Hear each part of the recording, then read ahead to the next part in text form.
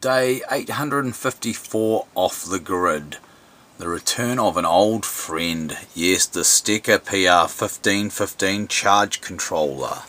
I'm in the B shed now, and this charge controller used to have pride of place on this board over here. But of course it got removed when I went to this hyper balanced dual 12 volt system for controlling my 24 volt batteries in here, which over time has proved to be outstandingly good. So I'm quite happy with that. But on day 852 I erected the old broken solar panel, the 195 watt panel that I bought in Nelson all those years ago, the one I took off the A shed on the anniversary of being off the grid for 2 years. I re-erected it on the wood shed out here. I didn't make a video of it because, well, I just didn't really want to. I wanted to just get on with it and put it up, because running without the generator if things needed to be done quickly. But now I've installed this charge controller here to look after the power coming from it. So it's back in use again in the B shed. It's handy because of the metering here. I can see the battery voltage quite nicely, and I can also see the current that this particular panel is producing. It's set in the summer position, which is what I wanted, because I'll mainly need a lot of current from it in the summer, and in the winter that position is useful for cloudy days to keep these batteries topped up, because in the winter their role is basically another backup battery source.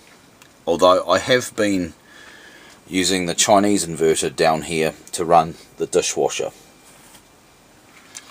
I've connected it very simply. You can be quite simple with connecting things. I do have a fuse in the line. This is the line here that comes in from the solar panel. It's just some 3mm, well, 1mm TPS, so you know there's 3 mils altogether there. The two of the wires are twisted together and run as a single core, and one of them separate, which of course is the hot end. So together that makes a kind of effective cable gauge of 1.5 millimeters square, and for this run and for the amount of current this panel produces, that is plenty. So I've got my wee fuse here, which also acts as the disconnect, or I could use this terminal here if I want to disconnect, so no need for any fancy switches. And from here it just feeds straight into this block of breakers, which takes it down to the battery. So it was a pretty simple hookup there. As usual, still got a bit of neatening to do. That's something I'll get around to one day, but it's kind of cool to have this controller back in use, because it was an interesting mission going to pick it up from a guy I bought it from in Palmy, off Trade Me of course, and it was just sitting around doing nothing, so now I've got it back going again. Of course, this being a 24 volt controller wired directly across the 24 volt bank, it's not split like these two are here. Each of these of course are running a lower 12 volt half and an upper 12 volt half. However, since the bulk of the current is coming from these rather than from this one, they're still dominant and keep the batteries balanced. But this one is proven to be quite a good helper, having this extra panel.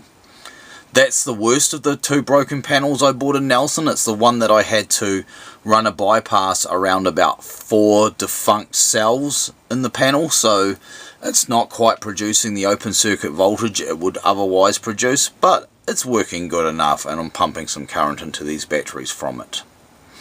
So I'm pretty pleased about that on day 854 off the grid.